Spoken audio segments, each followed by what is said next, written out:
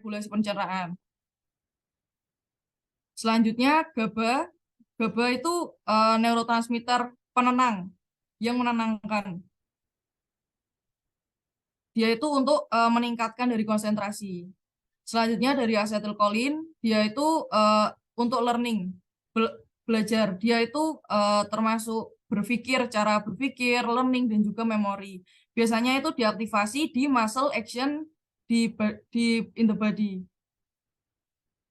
Itu dia berkaitan dengan atensi atau perhatian dan juga awakening. Selanjutnya glutamat. Glutamat itu hampir sama kayak asetilkolin, cuma dia itu lebih ke memori. Dia kebanyakan di brain, di otak, sama dia juga learning dan memori. Selanjutnya endorfin. Endorfin itu atau euforia, dia itu keluar saat bahagia. Nah, selanjutnya reseptor. Reseptor itu ada dua, ionotropik dan metabotropik. Bedanya ionotropik sama metabotropik itu kalau ionotropik itu nggak ada perantaranya. Kalau metabotropik itu ada perantara protein G. Jadi dari sinyal ke kanal itu si metabotropik itu ada perantara protein G. Nih,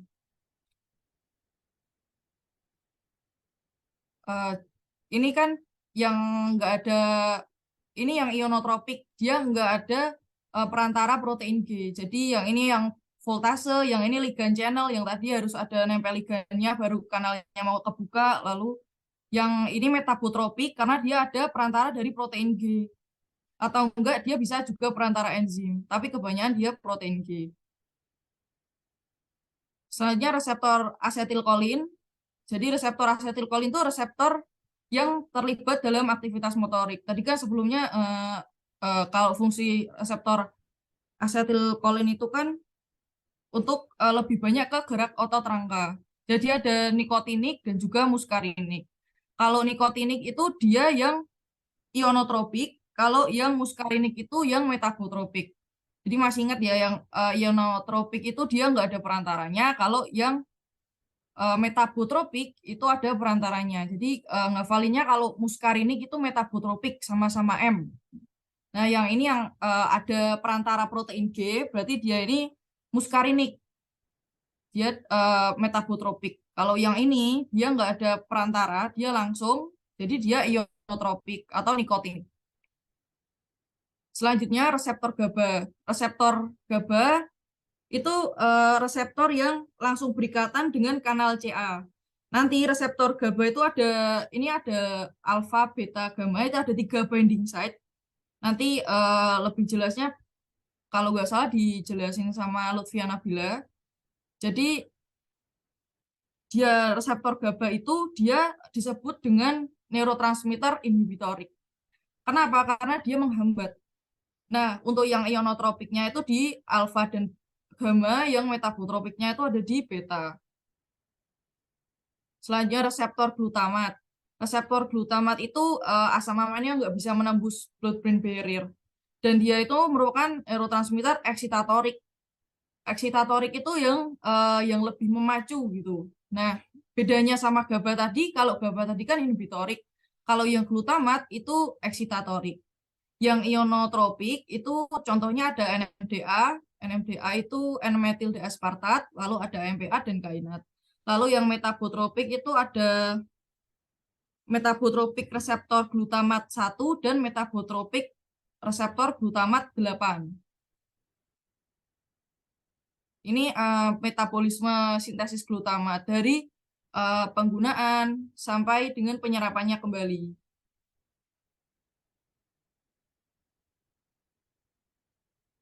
Ini reseptor glutamat, jadi tadi kan ada yang ionotropik atau nikotinik dan juga metabotropik. Jadi yang metabotropik itu kan yang muskarinik, dia tuh ada dengan perantara G protein. Selanjutnya reseptor serotonin. Reseptor serotonin itu nama lainnya 5-HT atau 5-hidroksitriptamin. Dia tuh neurotransmitter yang terlibat dalam gangguan psikiatrik yang udah kemarin SGD 1-2. Dia tuh kayak di skizo, di depresi dan lain-lain. Jadi dia tuh dari triptofan jadi 5-hidroksitriptofan, terus jadi 5-hidroksitriptamin. Nah, nanti kalau misalnya dibutuhkan ya dikeluarkan, kalau enggak ya bisa ya disimpan. Nah, ini ada aksi obat di SSP. Jadi aksi obat di SSP itu yang pertama di neuron prasinap, yang ini neuron prasinap. Dia tuh nanti ada impuls untuk membuat atau mensintesis. Nanti dibuat neurotransmitter yang diperlukan, lalu disintesis. Setelah disintesis, dia disimpan. Nah, saat disimpan ini, dia kalau mau dimetabolisme, ya dimetabolisme. Kalau misalnya ada permintaan untuk dikeluarkan, dia dilepaskan atau dikeluarkan. Nanti neurotransmitter kan kalau udah banyak banget, itu kan dikeluarin di possinap. Nanti neurotransmitternya itu binding sama reseptor, lalu bisa mengakibatkan hantaran ion. Nanti kalau neurotransmitternya udah lepas kebanyakan di possinap, nanti sama neuron pasca sinap ini dia ngirim sinyal umpan balik untuk direuptake atau dinaikkan kembali.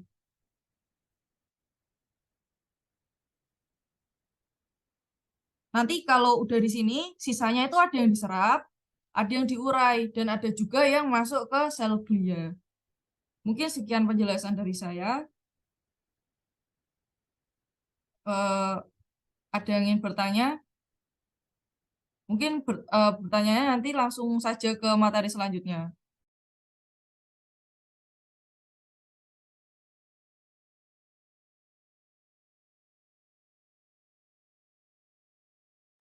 Silakan yang selanjutnya.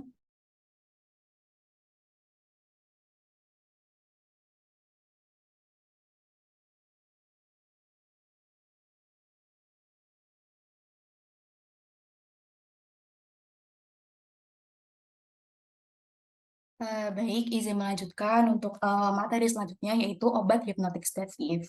Nah, apa sih obat hipnotik sedatif itu? Jadi, obat hipnotik sedatif itu pokoknya obat yang diindikasikan untuk gangguan cemas, terus gangguan sulit tidur seperti itu. Nah, terus kita belajar dulu dari asal katanya. Asal katanya pertama adalah hipnotik. Jadi, obat hipnotik itu dia menimbulkan yang namanya rasa kantuk dan tidur. Jadi intinya obat hipnotik itu dia udah sampai kayak jadi dalam keadaan tidur kayak gitu. Kalau kalau yang sedatif dia itu hanya mengurangi rasa cemas dan timbul efek menenangkan.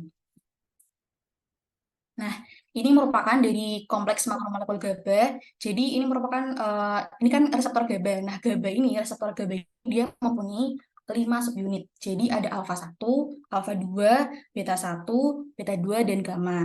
Nanti untuk pembagian dari si hipnotik sedatif ini dia ada 3, ada benzodiazepin, barbiturat, dan golongan hipnotik baru. Intinya nanti bedanya kalau benzodiazepin itu dia berikatanya di antara subunit alfa dan gamma, kalau barbiturat dia berikatanya di subunit alfa dan beta.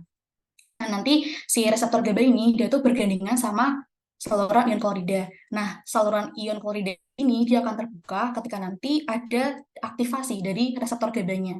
Nah, ketika nanti ada aktivasi reseptor GABA, nanti akan menimbulkan depresi atau penekanan pada sistem saraf pusat yang akan mengakibatkan dari efek calming atau efek menenangkan. Terus untuk klasifikasinya ada yang pertama ada benzodiazepin, yang kedua barbiturat, yang ketiga hipnotik baru golongan lain.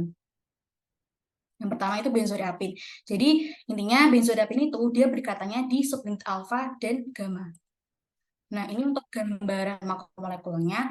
Ini kan tadi ada alfa 1, alfa 2, beta 1, beta 2, terus gamma. Nah, benzodiazepin ini nanti dia akan berikatan dengan reseptor alfa dan gamma. Berarti di sini kan. Nah, ketika nanti benzodiazepinnya itu dia melekat pada reseptor yang alfa dan gamma akan mengakibatkan dari peningkatan frekuensi pembukaan saluran klorida. Nah, berarti kan terjadi peningkatan frekuensi pembukaan saluran ion klorida kan berarti makin banyak sel yang masuk kan. Nah, ketika banyak sel yang masuk, maka akan meningkatkan dari hiperpolarisasi membran. Nah, kalau udah ada hiperpolarisasi membran, berarti akan timbul dari efek GABA-nya, yaitu efek calming atau menenangkan. Nah, indikasinya kalau benzodiazepin itu biasanya tuh untuk gangguan tidur, kecemasan, karena kan dia efeknya menenangkan. Terus dia itu memiliki antagonis atau antidotum. Nah, apa sih yang maksud dari antagonis sama antidotum ini? Jadi misalkan ada pasiennya itu dia ada overdosis dari benzodiazepin. Nah, untuk menetralkannya, kita menggunakan flumazenil ini. Nah, si flumazenil ini dia tuh nempelnya sama-sama di reseptor alfa dan gamma. Nanti antara benzodiazepin sama si flumazenil ini dia itu kayak rebutan reseptor nanti sehingga timbul dari efek netral. Jadi kalau ada overdose dari benzodiazepin, kita pakai antagonisnya yaitu flumazenil seperti itu. Nah, terus tadi untuk benzodiazepin itu intinya untuk meningkatkan frekuensi. Jadi kayak meningkatkan bukanya dari kanal gitu. Nah, contoh obatnya itu seperti clonazepam, diazepam, estazolam, clonazepam, lorazepam, dan midazolam. Seperti itu. Terus lanjut ke yang kedua. Yang kedua ini kan barbiturat. Jadi kalau tadi benzodiazepin dia ikatnya di alfa dan gamma. Tapi kalau barbiturat dia mengikatnya di alfa dan beta. Jadi bedanya itu. Terus untuk barbiturat kan dia nanti barbiturat kan. Jadi barbiturat itu dia akan menempel pada reseptor alfa dan alfa dan beta. Alfa dan beta. Nah, nanti ketika barbituratnya itu dia menempel pada alfa dan beta, maka si kanalnya kan juga akan aktivasikan. Nah, jadi untuk barbiturat ini dia lebih ke meningkatkan durasi. Jadi durasinya itu lebih panjang. Kalau tadi kan benzodiazepin kan meningkatkan frekuensi bukanya. Tapi kalau ini barbiturat itu dia sekali buka durasinya panjang seperti itu. Nah, ketika durasi pembukaan kanal ionnya itu lebih lama, berarti kan Cl-nya kan juga akan masuk. Nah, ketika Cl-nya masuk, berarti terjadi lagi hiperpolarisasi membran, sehingga timbul efek alami juga, jadi efek menenangkan. Indikasinya sama untuk gangguan tidur, gangguan kejang. Nah, terus untuk yang barbiturat ini, dia tidak memiliki antidotum, sehingga memiliki efek adiktif yang lebih besar. Jadi, kalau tadi kan benzodiazepin kan dia punya si antidotumnya. Yang tadi itu antidotumnya kan flumazenil, tapi kalau barbiturat ini dia nggak punya. Tapi biasanya tuh perlu ini sih kayak hati-hati untuk misalkan ada pasien yang dia tuh perokok, misal dia tuh peminum alkohol, tapi dia tuh juga konsumsi dari barbiturat. Jadi akan menimbulkan efek adiktif yang lebih besar. Terus misal juga pasien itu dia tuh mengkonsumsi dari teh atau kopi atau kafein gitu kan. Tapi kalau dia konsumsi juga barbiturat, maka kerja barbiturat tuh dia akan berkurang seperti itu. Nah, dia tadi meningkatkan dari durasinya, jadi lebih lama kalau barbiturat itu kalau benzodiazepin itu dia frekuensinya. Nah, contoh obatnya itu amobarbital, butabarbital, mefobarbital, pentobarbital, fenobarbital, dan secobarbital. Nah, yang ketiga adalah hipnotik baru atau golongan lain. Hipnotik baru ini sama, dia indikasinya untuk gangguan tidur. Kerjanya sama kayak benzodiazepin. Jadi dia untuk meningkatkan hiperpolarisasi membran. Contohnya kayak ezopidon, zaleplon, dan zolpidem. Terus untuk golongan lain itu ada dua, ramalteon sama buspiron. Nah, untuk ramalteon ini dia adalah agonis reseptor melatonin, di mana kita tahu kalau melatonin itu kan fungsinya dia untuk ke hormon ngatur kayak kapan kita terjaga, kapan kita tidur. Nah, yang dimaksud dari agonis di sini tuh dia tuh mempunyai mekanisme kerja yang sama. Jadi si ramalteon ini dia tuh kerjanya sama kayak reseptor melatonin. Jadi si ramalteon ini cocok untuk pasien untuk gangguan tidur. Nah, kalau buspiron ini dia agonisnya reseptor 5T2 atau reseptor serotonin. Dimana sama kalau dia agonis kan dia punya mekanisme kerja yang sama. Nah, makanya buspiron ini cocok untuk gangguan cemas generalisata. Nah, terus ini untuk ringkasan dari sedatif hipnotika, dari subkelasnya, terus mekanisme kerjanya, efeknya, penggunaan klinisnya. Tadi ada benzodiazepin, terus antagonisnya itu flumazenil, terus ada barbiturat, terus hipnotika baru, kemudian ada ramelteon dan buspiron. Mungkin sekian dari saya. Apakah ditanyakan? Kalau tidak ada, lanjut ke materi selanjutnya. Terima kasih.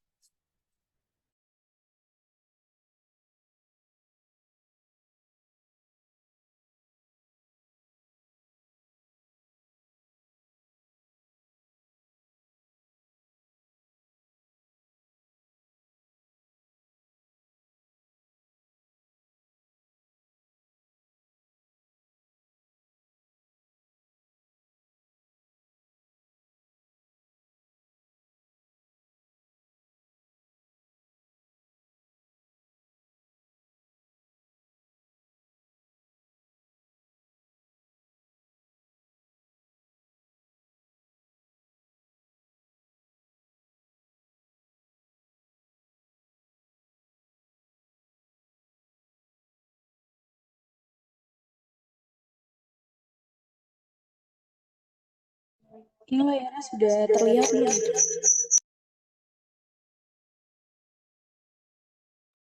Belum, Di Bang. hitam, Najwa.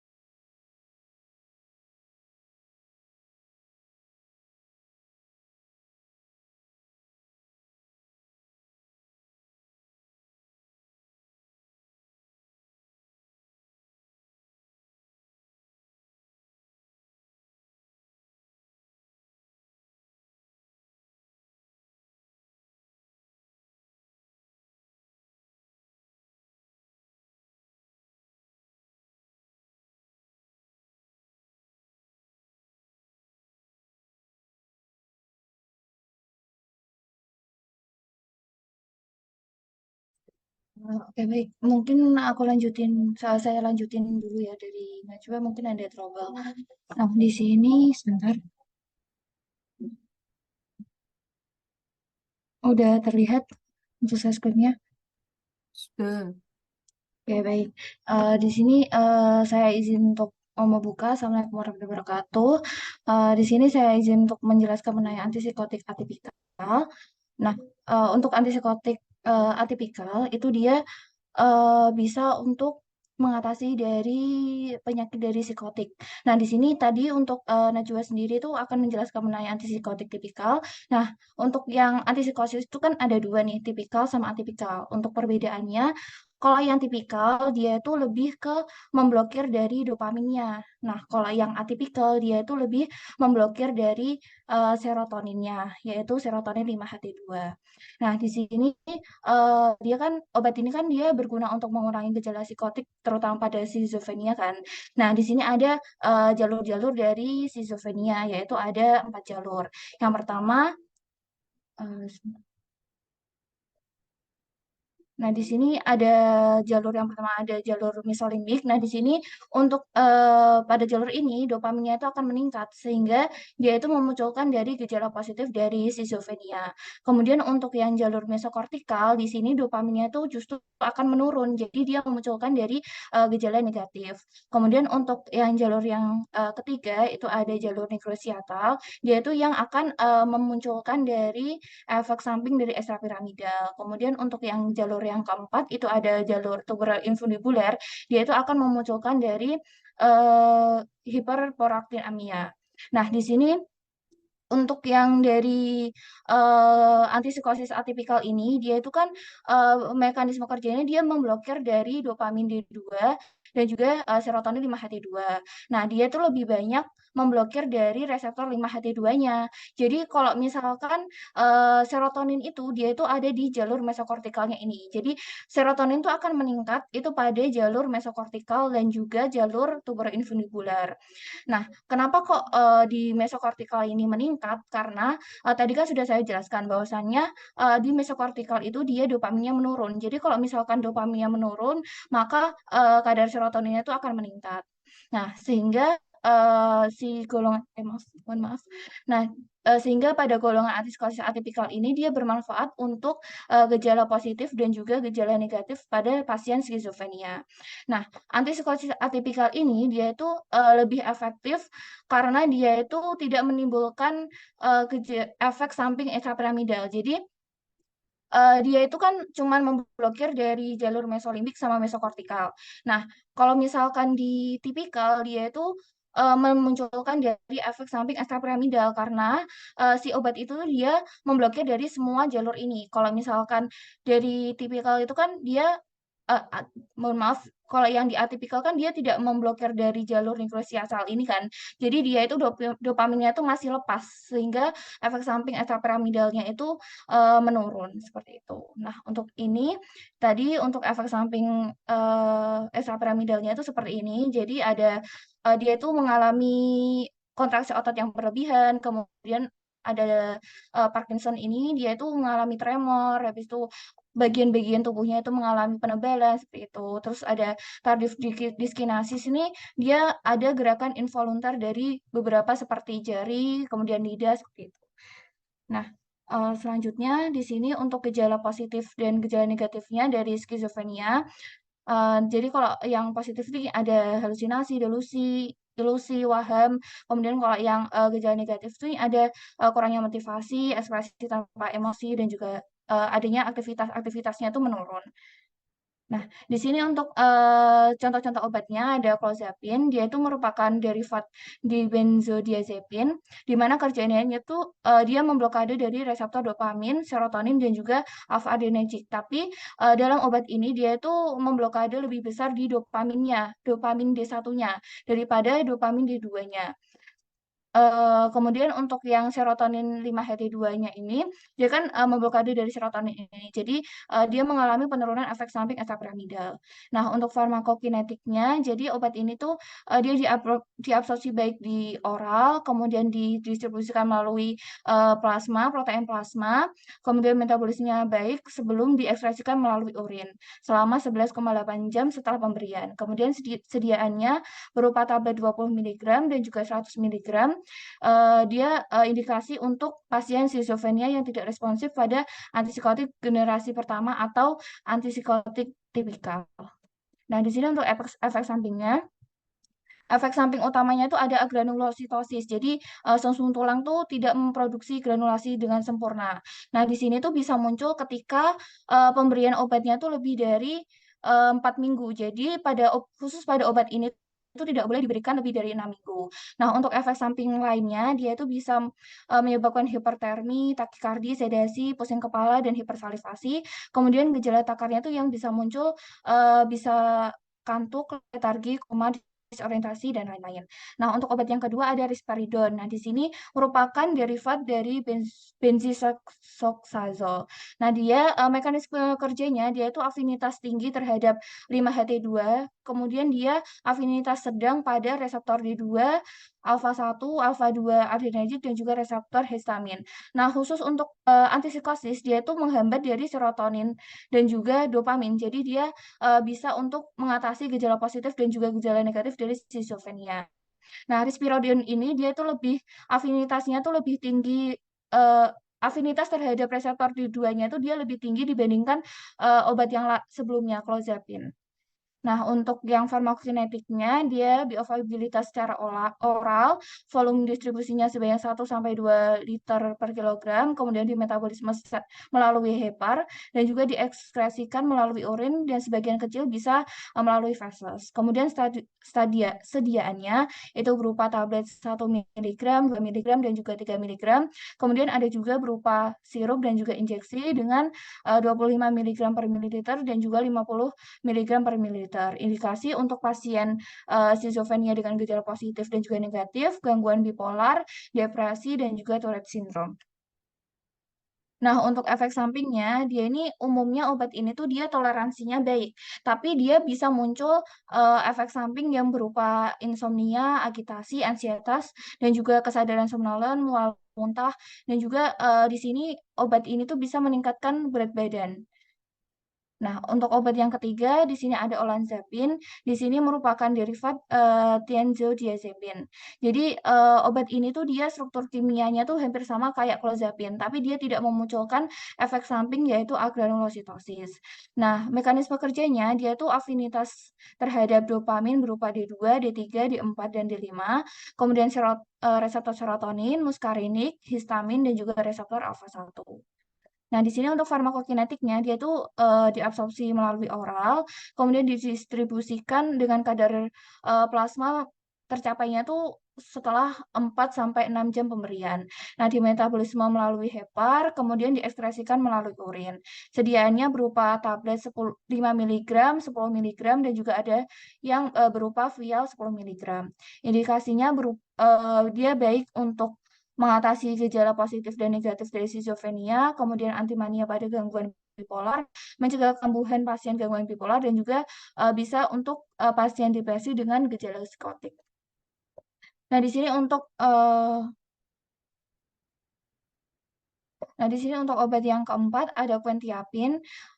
Dia itu mekanisme kerjanya itu antagonis terhadap reseptor D2, serotonin TH1, H1, dan juga reseptor alfa-1 dan alfa-2 adrenergic.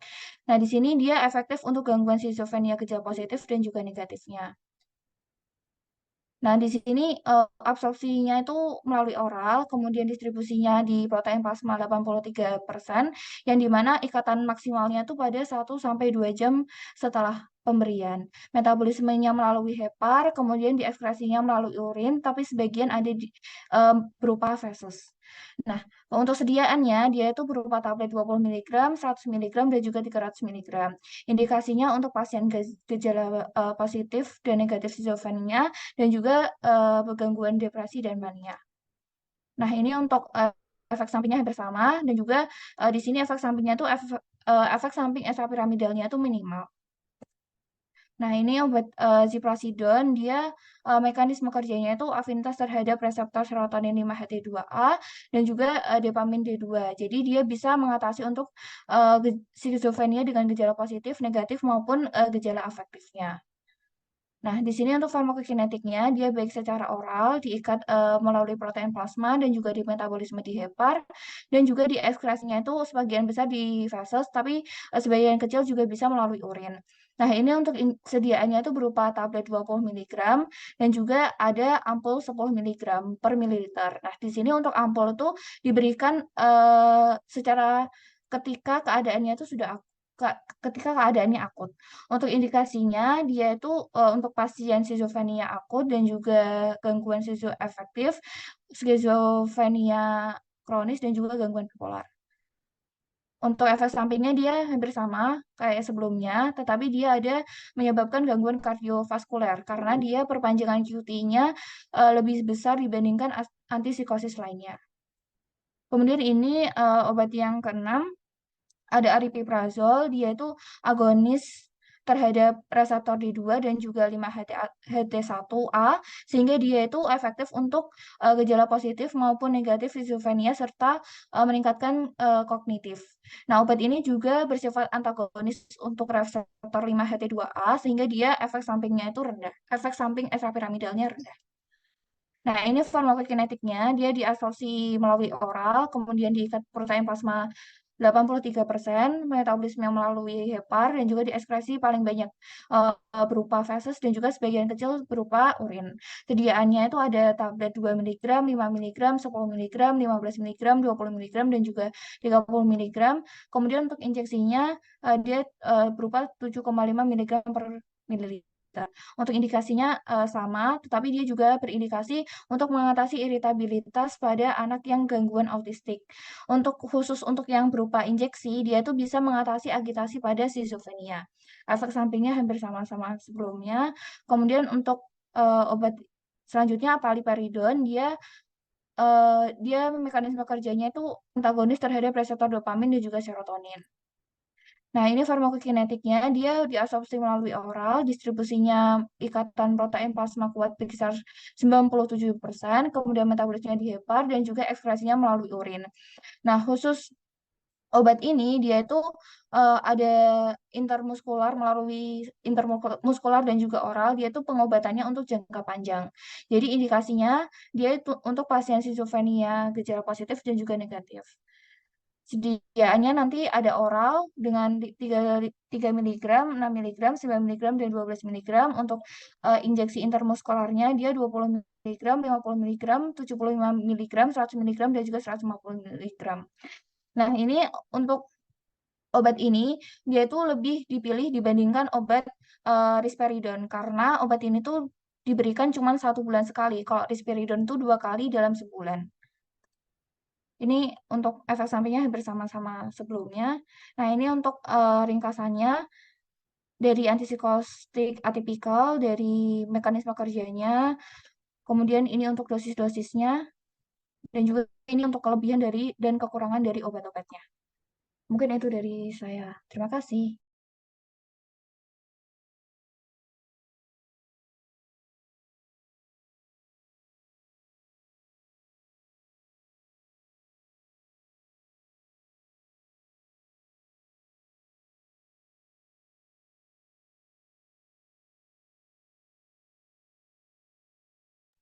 Baik, habis ini saya izin untuk melanjutkan. Jadi, saya akan menjelaskan antipsikotik tipikal. Jadi, antipsikotik tipikal adalah golongan obat yang digunakan untuk mengendalikan dan mengurangi gejala psikosis yang biasa dialami oleh penderita gangguan mental dengan cara memblok reseptor dopamin D2. Jadi, antipsikotik itu terbagi jadi dua, ada atipikal dan tipikal. Atipikal tadi sudah dijelaskan oleh Sabita. Di sini saya akan melanjutkan penjelasan dari antipsikotik yang tipikal. And next. Jadi bentuk sediaan obatnya itu ada tetes, suntik, tablet, dan juga sirup. Next. Indikasi obatnya itu untuk mengatasi gangguan halusinasi, delusi, mania atau senang berlebihan, pemikiran yang kacau, kecemasan yang berat, kebingungan, dan juga perilaku kasar. Untuk mekanisme kerjanya, dia bekerja dengan mempengaruhi neurotransmitter di otak, terutama dopamin. Hal tersebut dapat berpengaruh pada kadar neurotransmitter lainnya, yaitu serotonin, noradrenalin, dan juga asetilkolin, sehingga membuat kadar masing-masing zat kimia di dalam otak akan kembali seimbang. Nah, ini ada 4 jalur utama dari dopamin. Yang pertama itu ada mesolimbik, kedua mesokortikal, ketiga nigrostriatal, dan juga tuberoinfundibular. Nah, untuk jalur mesolimbik ini karena dia panahnya ke atas, jadi misal ada hiperaktivitas dari dopamin, dia akan menimbulkan gejala yang positif seperti halusinasi dan juga waham. Karena di jalur mesolimbik ini, dia bertanggung jawab pada halusinasi dan waham. Nah, untuk jalur yang kedua yaitu mesokortikal. Kalau tadi yang mesolimbik panahnya ke atas, tuh berarti ada hiperaktivitas, sedangkan yang mesokortikal ini panahnya ke bawah, berarti dia ada hipoaktivitas dari dopamin yang nantinya akan menyebabkan gejala negatif, yaitu seperti penurunan kognitif dan juga afektif. Karena nanti jalur mesokortikal ini mungkin bisa dilihat di slide selanjutnya, dia ngarahnya ke dua arah. Jadi dari batang otak ke dorsolateral prefrontal cortex dan juga ventromedial prefrontal cortex. Yang dorsolateral ini bertanggung jawab pada kognitifnya dan ventromedial itu bertanggung jawab pada yang afektifnya. Jadi untuk selanjutnya itu jalur nigrostriatal. Nah, jalur ini harusnya dopamin di jalur ini itu normal. Jadi karena antipsikotik yang tipikal ini memblokade semua jalur, seluruh jalur, maka yang tadinya di jalur nigrostriatal dopamin itu seharusnya dibutuhin, pada saat antipsikotik tipikal diberikan antipsikotik tipikal, maka dopamin di sini akan turun. Jadi akan menimbulkan efek samping ekstrapiramidal. Lalu untuk jalur tuberoinfundibular ini juga sama, dia harusnya dopamin di sini itu harusnya normal. Jadi kalau misal diblokade oleh antipsikotik tipikal, dia akan mengalami penurunan. Jadi menyebabkan hiperprolaktinemia. Contoh hiperprolaktinemia itu ada amenorrea kalau pada perempuan. Jadi menstruasinya tidak menstruasi.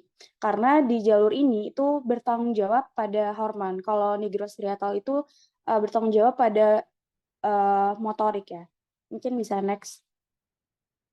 Nah, ini penjelasan lebih lengkapnya. Jadi mesolimbik tadi panahnya ke atas, hiperaktivitas dari dopamin yang yaitu gejalanya positif karena bertanggung jawab terhadap muncul halusinasi dan waham. Untuk mesokortikal tadi kebalikannya, terus nigrostriatal itu menimbulkan ekstrapiramidal syndrome karena bertanggung jawab dengan adanya gerakan-gerakan motorik. Untuk tuberoinfundibular ini mempengaruhi hormon. Jika dopamin turun akan menyebabkan hiperprolaktinemia karena bertanggung jawab untuk mengatur fungsi dari hormon prolaktin. Nah, untuk jalur dopamin itu sebenarnya ada 5, tapi yang paling umum itu ada 4.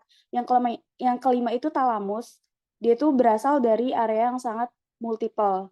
Jadi areanya itu sangat banyak, termasuk periaqueductal gray, terus ventral mesencephalon, nukleus hypothalamus, dan juga nukleus lateral parabrachial.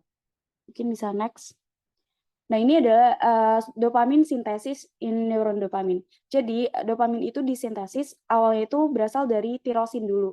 Nah, tirosin diubah menjadi dopa oleh tirosin hidroksilase. Setelah itu menjadi dopamin diubah oleh dopa dekarboksilase. Setelah itu akan disimpan ke dalam vesikel yang cekungan itu vesikel. Ini terlihat dopamin. Lalu setelah itu dopamin jika ada rangsangan atau impuls listrik, dia akan masuk ke celah sinaps yang warna ungu itu celah sinapsnya, celah sinaps reseptor dari dopamin. Nah, kalau misal dia udah selesai kerjanya, dia akan di-reuptake kembali menjadi katekool metil transferase, lalu diubah lagi menjadi homophenylic acid. Lalu selanjutnya untuk penggolongan obat antipsikotik itu ada 2, konvensional antipsikotik dan juga atipikal antipsikotik. Untuk yang konvensional itu nama lainnya itu tipikal atau first generation, dan yang atipikal itu second generation atau new generation. Jadi contoh dari konvensional itu ada chlorpromazine, fluphenazine, haloperidol, dan lainnya. Untuk yang atipikal itu ada aripiprazol, clozapine, olanzapine, dan lainnya. Lalu next. Untuk penggolongan obat antipsikotik itu berdasarkan potensinya ada yang high potent dan juga low potent.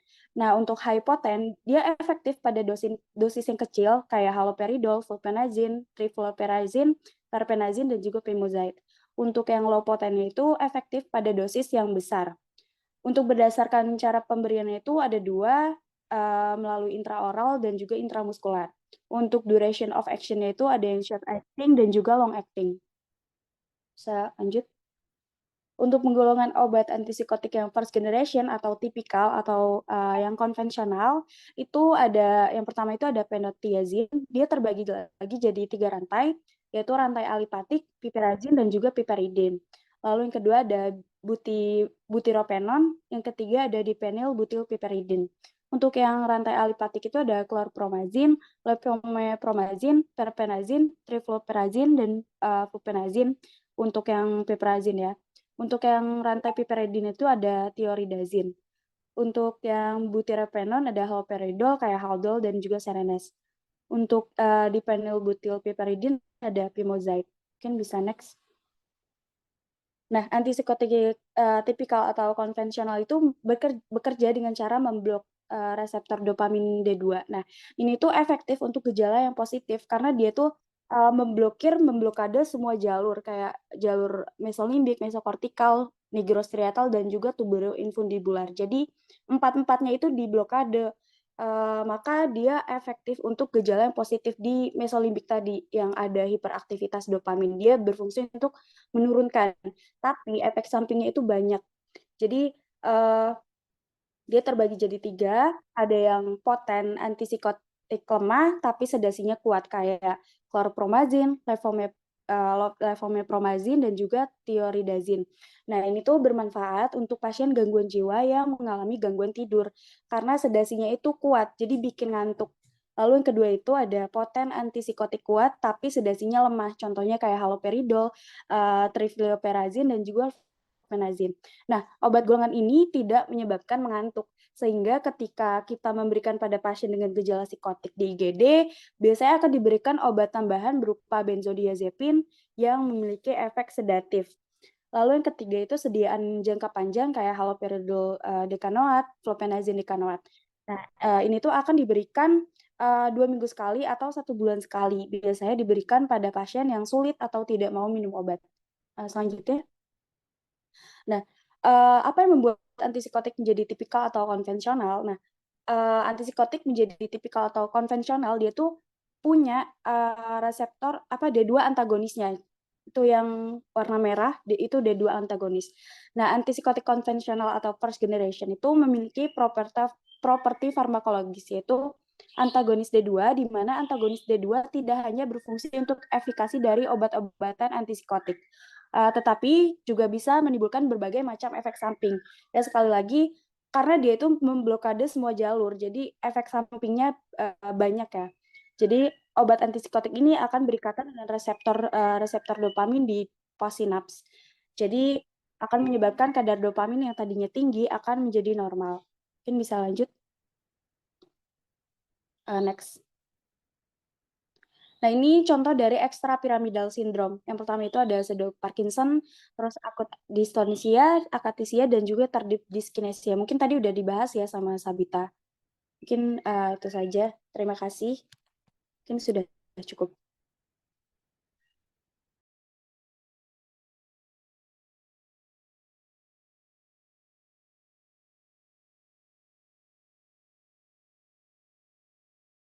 PPT-nya udah kelihatan belum?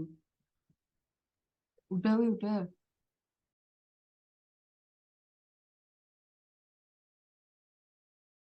Baik, di sini Assalamualaikum warahmatullahi wabarakatuh. Saya izin menjelaskan tentang gangguan bipolar. Obat bipolar. Nah, definisi dari gangguan bipolar itu gangguan yang ditandai dengan perubahan mood dan perasaan sehingga dia itu dapat mengakibatkan ekspresi manik atau hipomanik. Manik itu dia dapat menimbulkan reaksi psikosis. Nah, kalau yang hipomanik itu kan dia dapat mengganggu dari aktivitasnya. Tapi yang kalau hipomanik itu dia nggak sampai mengganggu dari aktivitas sehari-harinya.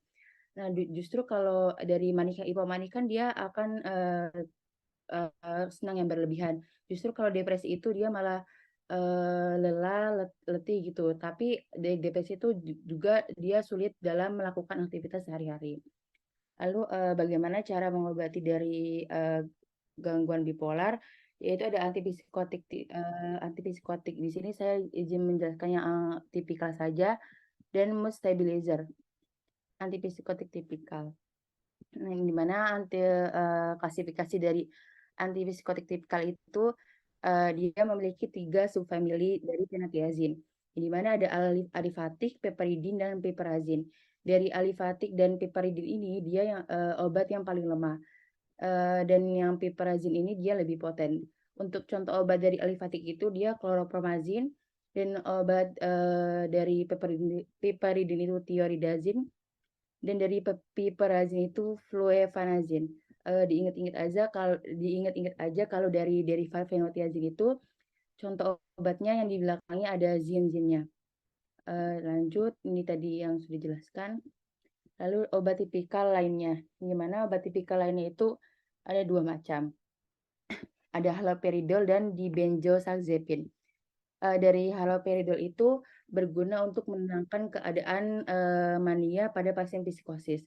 Nah, haloperidol juga dia bisa menenangkan atau menyebabkan tidur pada orang yang mengalami eksitasi. Orang yang mengalami eksitasi itu dia yang mengalami halusinasi atau kecemasan. Nah, haloperidol juga dia bisa meningkatkan dari reaksi ekstrapiramidal yang tinggi. Nah, reaksi ekstrapiramidal itu kan dia bagian saraf yang dimana dia memotor gerakan. Contohnya kayak saya lagi tangannya bergerak-gerak gini. Nah, dimana dari reaksi ekstrapiramidal itu dia yang mengontrol dari gerakan kita. Lalu ada di benzodiazepin. Di benzodiazepin itu contohnya loxapin. Dari loxapin itu dia obat anti muntah atau antimimetik. Lalu ada dari farmakodinamiknya. Dari farmakodinamika itu ada sistem saraf otonom, susunan saraf pusat, dan sistem endokrin. Di mana dari sistem saraf otonom terlebih dahulu, dari sistem saraf otonom itu kan ada 2, ada simpatis sama parasimpatis. Nah, di sini kalau yang menghambat di simpatis itu dia paling sering di reseptor alfa adrenergic.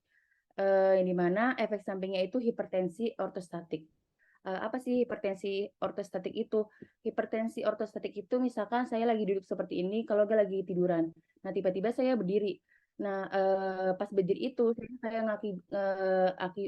menyebabkan kok pusingnya berat. Nah, itu hipertensi ortostatik, kayak kepalanya gelingan gitu. Terus ada susunan saraf pusat, yang dimana susunan saraf pusat itu dia lebih memblokade dari muskariniknya. Ini mana dia sifatnya relaksasi yang harusnya dia mengeluarkan kelenjar atau berusaha berkeringat, justru malah dia menyebabkan gangguan. Misalkan dia obatnya itu banyak dan periode minum obatnya itu lama. nanti dari efek dari ke pasien itu pasiennya bakal linglung. Terus ada sistem endokrin, di mana sistem endokrin ini memblokade reseptor dopamin. Reseptor dopamin itu dia kan prolaktin. Nah, prolaktin itu kan contohnya fungsinya untuk pengeluaran kelenjar air susu. Nah, pengeluaran kelenjar air susu. Nah, kalau misalkan si prolaktinnya itu nggak ada yang menghambat dari hormon prolaktinnya, dia akan terjadi hiperprolaktinemia atau kelebihan kelenjar air susu. Selanjutnya dari farmakokinetiknya, dia penyerapannya melalui oral, lalu distribusinya itu dia sistemik kloroplamazin atau CZP 25-35%, dia sekresinya dia melalui urin. Lalu ada mood stabilizer atau stabilisasi suasana hati. Yang dimana tadi gangguan bipolar itu kan suatu kejiwaan yang dimana pasien ini menderita perubahan suasana hati atau mood. Nah, mood stabilizer ini dia yang untuk menstabilkan atau mencegah pasien ini mengalami naik turunnya perubahan mood itu. Nah, langsung aja ada lithium. Lithium itu disebut antimania atau mood stabilizer. Tadi kenapa disebut antimania? Karena kerjanya itu terutama mencegah naik turunnya mood pada pasien. Fungsinya itu untuk mencegah serangan manik dan depresif. Nah, untuk efek sampingnya itu dia terjadi diare, tremor, poliuria atau kelebihan kelebihan buang air kecil, lalu ada polidipsi atau kayak mengalami rasa haus yang berkepanjangan gitu. Lalu ada farmakodinamiknya, efek pada elektrolit dan transport ion, efek pada neurotransmitter. Efek pada neurotransmitter itu diperkirakan di lithium itu dia akan menurunkan pengeluaran dari hormon norepinefrin dan dopaminnya. Lalu farmakokinetika itu dia penyerapannya selama 6-8 jam, lalu ekskresinya melalui urin. Nah, mungkin segitu aja, dan tambahnya mungkin kalau obat golongan lain dari antipsikotik tipikal itu ada anti epilepsi atau asam valproat dan karbamazepin atau lamotrigine. Mungkin cukup sekian, terima kasih. Wassalamualaikum warahmatullahi wabarakatuh.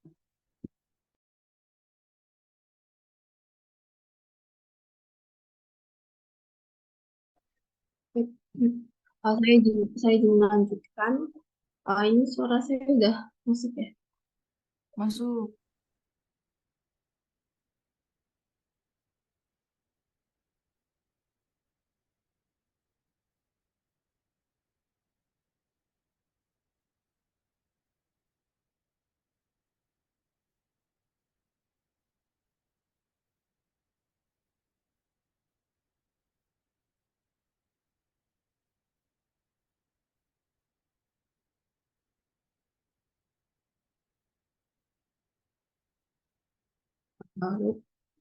Bismillahirrahmanirrahim. Saya izin untuk melanjutkan penjelasan dari Dwi. Jadi untuk obat bipolar tadi kan udah untuk obat bipolar yang tadi bahasan yang mood stabilizer sama yang tipikal. Jadi untuk obat bipolar, jadi untuk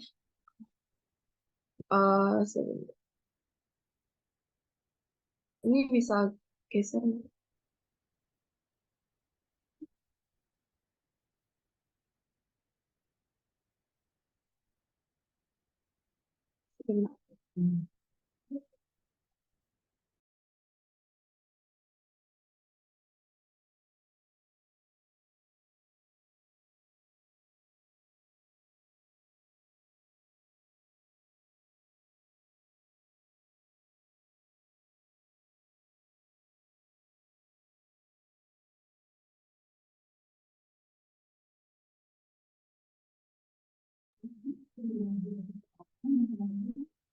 Ini udah bisa ya?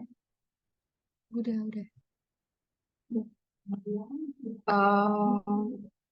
Saya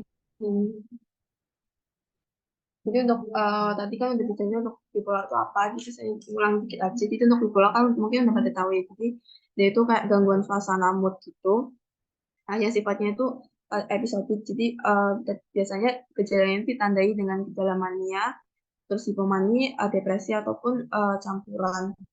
Lalu untuk ini, jadi untuk gimana untuk farmakologi itu gimana tadi kan ada mood stabilizer, kemudian juga ada antipsikotik atipikal dan juga antipsikotik tipikal. Jadi kan untuk yang ini mood stabilizer dan juga antipikal udah dijelasin sama Gus sebelumnya ya. Ini review dikit aja. Jadi ada yang pertama kan tadi ada mood stabilizer. Jadi untuk mood stabilizer ini dia tadi salah satunya yaitu ada lithium. Nah, dia dikenal juga biasanya dikenal sebagai antimania. Dan dia itu untuk fungsinya kan tadi untuk mencegah naik turunnya mood karena mood stabilizer jadi kayak menstabilkan mood suasana hatinya gitu. Biasanya untuk mengobati bipolar yang fase. Ini untuk farmakokinetiknya ya untuk absorpsinya dia sempurna tuh dalam 6 sampai 8 jam. Jadi kan ini gitu ya tadi.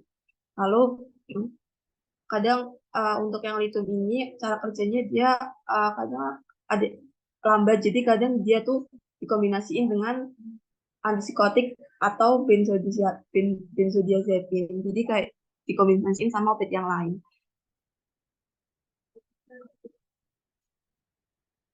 Dan untuk selanjutnya yang termasuk antikonvulsan, dia itu juga bisa buat mood stabilizer. Jadi bisa untuk menstabilkan salah satu obat tadi mood stabilizer yaitu antikonvulsan. Mungkin biasanya kita sering dengarnya tuh kayak obat anti kejangnya. Jadi ada carbamazepine, asam valproat dan juga lamotrigine. Jadi untuk carbamazepine dia tuh kayak dianggap alternatif yang cukup baik kalau lithium itu untuk lithium jika efikasi dari lithiumnya itu kurang, jadi kayak bisa buat penggantinya gitu. Biasanya kalau yang carbamazepine ini dia gunainnya tuh bisa sendiri, terus juga bisa kombinasi juga sama yang lithiumnya itu. Biasanya untuk dosisnya atau juga bisa dia dikombinasiin sama asam valproat.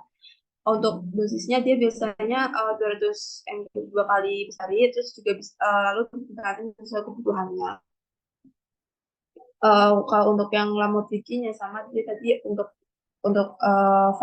episode yang mainnya. Lalu ini lamotrigine, jadi kan tadi dia ya salah satu obat stabilizer untuk menstabilkan suasana hatinya. Biasanya dia itu untuk yang episode depresi, jadi untuk farmakodinamiknya dia itu kan merupakan golongan feniltriazida juga dan inhibitor dihidrofolat reduktase. Nah untuk mekanisme kerjanya, jadi dia tuh di kanal NA, jadi dia tuh menginaktivasi kanal NA+ dan juga Ca+, terus dia mencegah pelepasan neurotransmitter glutamat dan juga aspartat. Lalu ini untuk farmakokinetiknya, dia absorpsinya itu ada di perolahan pada saluran pencernaan, lalu distribusinya tuh melalui ikatan protein plasma 65%. Untuk metabolismenya itu dia di hepar, ada absorpsinya dia sebagian besarnya itu di feses, tapi juga sebagian kecilnya itu jadi lewat urin. Lalu untuk ada efek sampingnya yaitu ada mual, muntah, terus juga ada edem, konstipasi, dizziness juga. Terus juga ada berat badannya berubah gitu. Lalu ini untuk dosisnya dia bisa dipakai single gitu untuk minggu pertama dan juga tuh 25, lalu untuk minggu kedua dan juga minggu 2 sampai ke 4 50 mg, lalu untuk minggu kelima biasanya 100 mg per hari. Kemudian ini untuk antipsikotik atipikal tadi kan yang mood stabilizer ya. Untuk ini jadi untuk yang macam-macam tadi kan awal. Jadi intinya kayak obat antipsikotik ini tuh dia nggak cuma buat kayak gejala skizofrenia aja, dia juga obat ini tuh juga bisa dipakai buat gangguan bipolar atau gangguan suasana hati ya, gangguan mood ini. Jadi intinya untuk mekanisme kerjanya sama tadi, sama-sama dia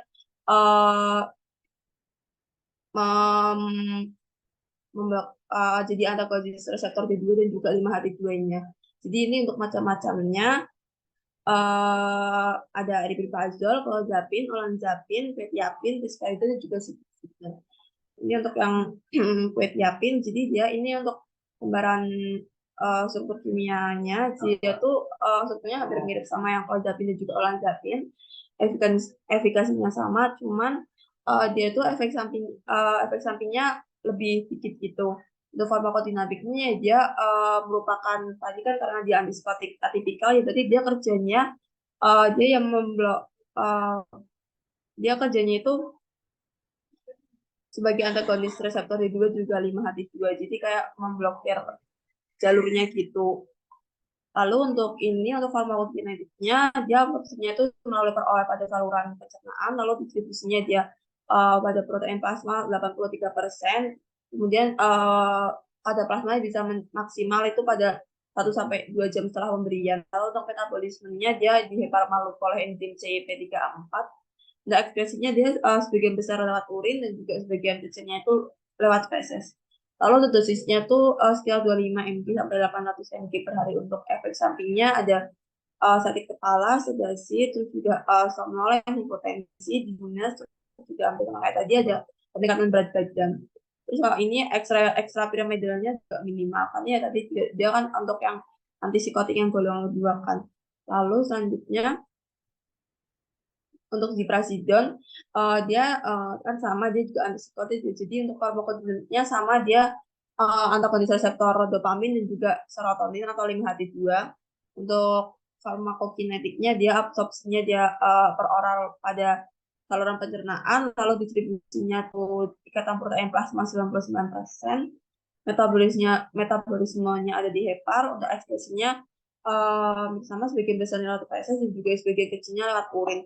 Nah, jadi untuk efek sampingnya dia ada gangguan di kardiovaskular. Jadi nanti di EKG-nya tuh kayak terjadi perpanjangan interval QT-nya itu lebih besar dibanding antipsikotik lainnya. Nah, perpanjangan interval QT ini itu juga bisa menyebabkan aritmia yang bisa menyebabkan kerja jantung itu berhenti mendetek gitu. Jadi terus dia juga nggak boleh dikombinasiin dengan anti aritmia golongan 1A dan juga 3. Lalu ini untuk dosisnya, untuk dosis ziprasidon, untuk dia jadi di lewat oral atau diminum. Untuk dosis awalnya dia 40 mg diminum 2 kali sehari, lalu bisa ditingkatin menjadi 60 sampai 80 mg 2 kali sehari. Terus untuk pemeliharaan gangguan bipolar, jadi tadi bisa ditambahin, jadi kombinasiin dengan lithium dan juga asam valproate. Nanti udah stabil, dia ya jadi lanjutin dosisnya sama, yaitu sekitar 40 sampai 80 mg per diminum 2 kali sehari. Mungkin udah dari saya itu. Ada yang ditanyain? Kalau belum ada mungkin bisa ditanya nanti di akhir. Terima kasih, bisa dilanjut sama yang selanjutnya.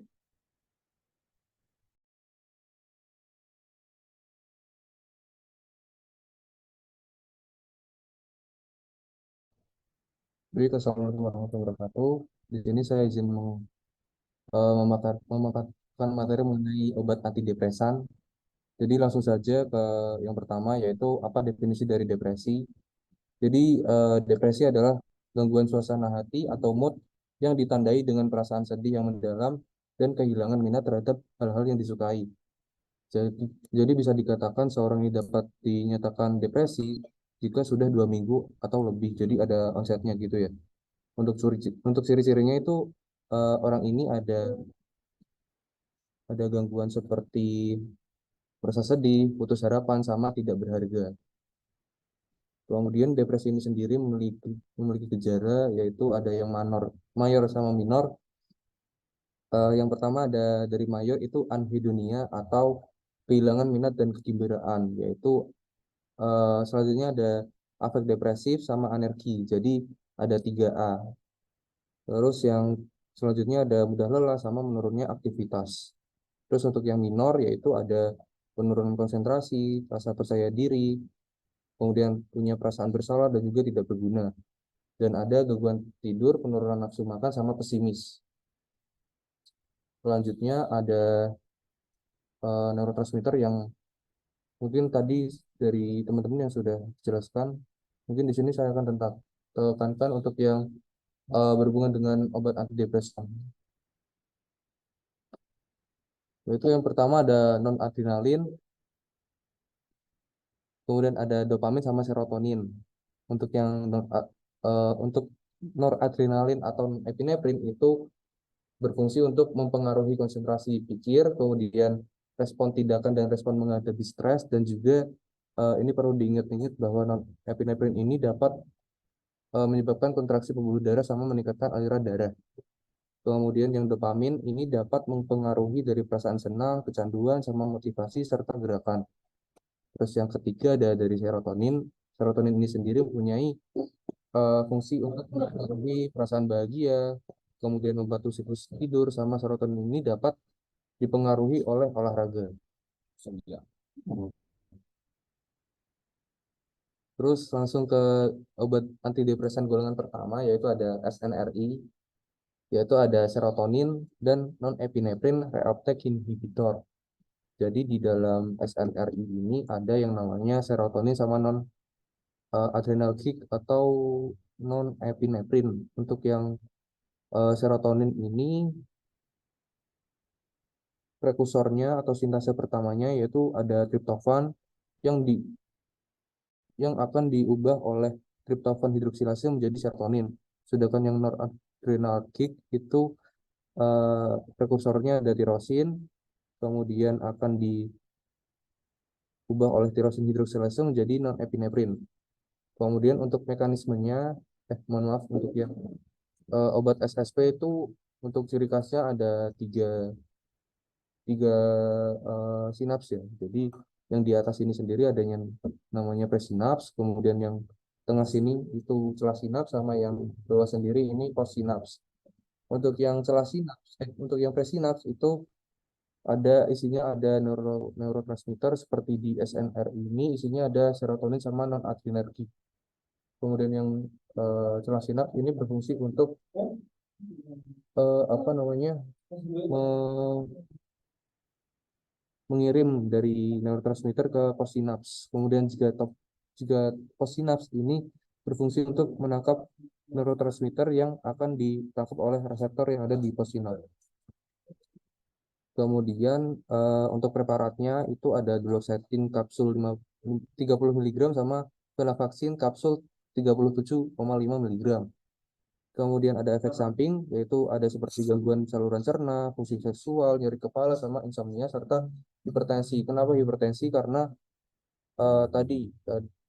karena ada neurotransmitter non-adrenalin ini berfungsi kontraksi pembuluh darah sama meningkatkan aliran darah. Otomatis jika neurotransmitternya banyak, maka akan terjadinya hipertensi. Kemudian ada farmakokinetik dari SNRI tadi. Untuk yang duloxetine itu berhubung kapsul itu akan per oral, kemudian bioavailabilitasnya atau presentasi obat yang masuk ke sirkulasi sistemik sesudah pemberian obat itu sekitar 32-40%. Kemudian metabolismenya itu ada di hati. Kemudian akan diekspresikan melalui urin dan feses sekitar 20%. Kemudian selanjutnya ada venlafaxine, itu akan diabsorpsi sama oral, kemudian bioavailabilitasnya sekitar 45%. Kemudian metabolismenya itu ada di hati, sama yang terakhir ekskresi itu akan diekspresikan melalui urin sekitar 87%. Terus lanjut ke golongan kedua atau SSRI, itu ada selective serotonin reuptake inhibitor, yaitu khusus untuk mereuptake neurotransmitter dari serotonin. Jadi kurang lebih mekanismenya sama seperti yang SNRI tadi, cuma ini yang diblokade adalah neurotransmitter yang serotonin. Terus untuk preparatnya itu ada fluoxetine tablet 20 mg sama sulfosamin tablet 50 mg. Untuk efek sampingnya ada gangguan saluran cerna, fungsi seksual, sama nyeri kepala serta insomnia. Berhubung tidak ada adrenalin tadi, maka tidak terdapat efek samping seperti hipertensi. Kemudian farmakokinetik itu ada fluoxetine, berhubung tadi itu tablet ya, maka akan diabsorpsi secara peroral kemudian bioavailabilitasnya sekitar 72%, metabolismenya ada di hati, sama akan diekskresikan melalui urin sekitar 60%. Sedangkan yang fluvoxamin itu sama peroral, kemudian bioavailabilitasnya itu sekitar 53%, itu yang immediate release, sama yang 84% itu akan eh, dikeluarkan secara extended release. Kemudian metabolisme yang ada di hati sama akan diekspresikan melalui urin sebesar 85%. Kemudian golongan terakhir 5-HT2 antagonis atau jadi 5-HT itu adalah nama lain dari serotonin. Untuk yang 5-HT2 antagonis berarti serotonin yang tipe 2. Ini kurang lebih mekanismenya sama untuk yang SSRI sama SNRI. Untuk yang SSRI. Tapi bedanya ini akan diblokade pada reseptor 5-HT2A sama 5-HT2C, di mana reseptor ini berfungsi untuk jika terdapat reseptor tersebut maka atau tidak dihambat maka terjadinya gangguan seperti sexual dysfunction. Jadi untuk obat 5-HT2 antagonis ini biasanya dikonsumsi pada usia produktif sekitar 20-40 tahun. Kemudian untuk preparatnya ada trazodone tablet 50 mg sama mevadozone tablet 100 mg. Untuk efek sampingnya itu gangguan saluran cerna, pusing, sama hipotensi. Kemudian yang farmakokinetik, trazodone itu per oral, kemudian bioavailabilitasnya sekitar 60-80%, metabolismenya ada di hati, sama ekspresinya sebagian besar ada di urin sekitar 74%, sama feses sekitar 21%. Terus nefazodone itu absorpsinya ada di peroral, kemudian bioavailabilitasnya sekitar 20%, metabolismenya itu ada di hati, sama ekspresi sebagian besar ada di urin sekitar 55%, sama di feses sekitar 20-30%. Kemudian terakhir untuk pemilihan antidepresan, jadi pemilihan suatu antidepresan ini bergantung pada pertimbangan praktis, biaya, ketersediaan, efek samping, sama riwayat respon pasien, serta preferensi pasien, serta faktor-faktor lain seperti usia, jenis kelamin, dan juga status medis pasien. Contohnya seperti yang jika masih ingin mempunyai keturunan, maka bisa menggunakan obat yang 5-HT antagonis tadi untuk mencegah gangguan seperti sexual dysfunction. Terus untuk catatannya, obat SSRI itu merupakan obat lini pertama yang paling sering diresepkan untuk mengobati MDD atau Major Depressive Disorder dan gangguan cemas karena kemudahan pemakaian, kemudian tolerabilitas dan keamanannya jika kelebihan dosis. Dan keuntungan lain seperti bentuknya itu generik, sama untuk harga dari SSRI ini tidak mahal. Kemudian ada SNRI sama buprion serta mirtazapine itu merupakan obat lini pertama untuk mengobati MDD. Dan obat-obat ini sering diresepkan karena mempunyai efek samping seksual paling sedikit. Jadi cocok untuk dipakai pada usia masih produktif. Kemudian tetrasiklis sama MAOI itu merupakan obat lini kedua atau ketiga dalam pengobatan MDD karena berpotensi mematikan jika kelebihan dosis, memiliki interaksi obat yang serius, serta banyak menimbulkan efek samping yang mengganggu. Baik, terima kasih. Selanjutnya, kurang lebihnya mohon maaf. Wassalamualaikum warahmatullahi wabarakatuh. Mungkin bisa dilanjut.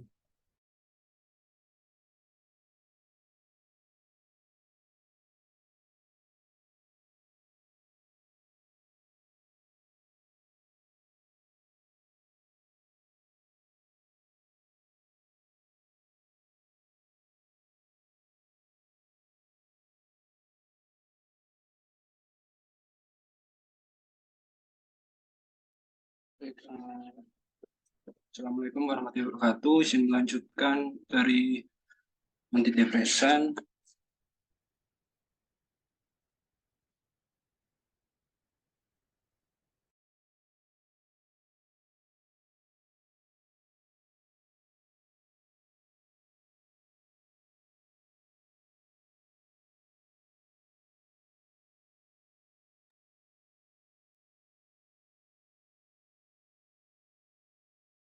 Baik, yang pertama tadi apa ya, penjelasan depresi yaitu gangguan suasana hati mood yang ditandai dengan perasaan sedih yang mendalam. Onsetnya bisa 2 minggu atau bahkan langsung bisa kalau gejalanya parah. Kemudian untuk gejala depresi itu ada anhedonia. Anhedonia itu artinya seorang itu sulit dalam menjalankan hidupnya atau tidak bersemangat atau tidak merasa senang sama sekali. Kemudian anergia itu orangnya itu nggak ada energi. Artinya gampang capek, gampang lelah seperti itu. Kemudian ada afek depresif itu kelihatannya sedih terus, nggak ada mood semangat, nggak ada apa istilahnya itu nggak ada bersemangat atau bahagia.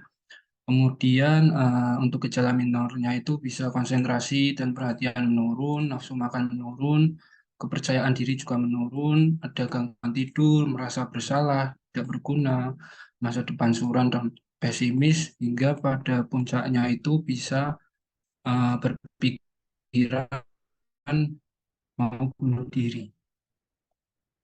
Kemudian untuk penggolongan obatnya ada 6 tadi sudah dijelaskan. Yang pertama SSRI, SNRI. Nah, di sini saya akan menjelaskan yang MAOI, yang trisiklik. Jadi penggunaannya itu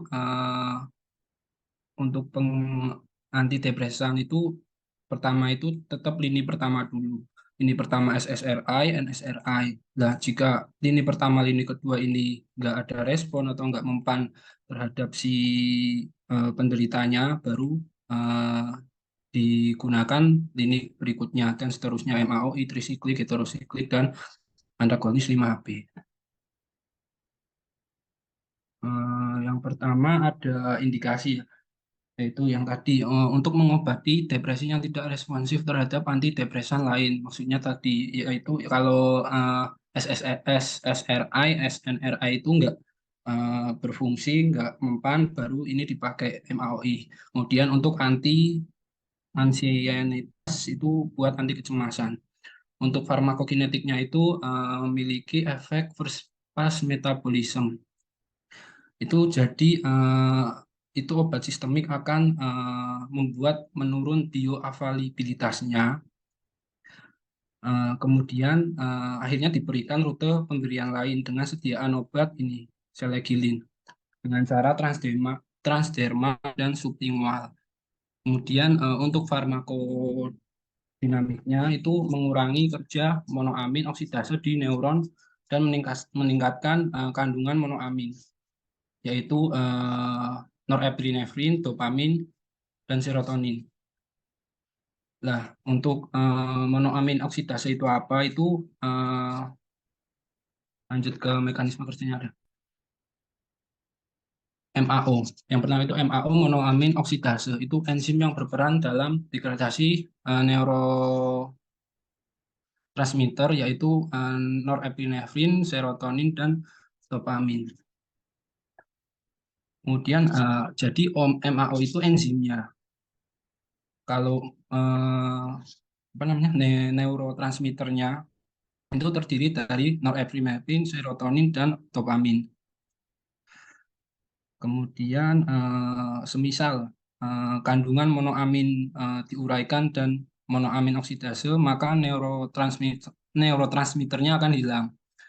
Nah, kemudian MAO dibagi menjadi MAOA, yaitu substrat utama itu ada Na, tadi serotonin dan dopamin.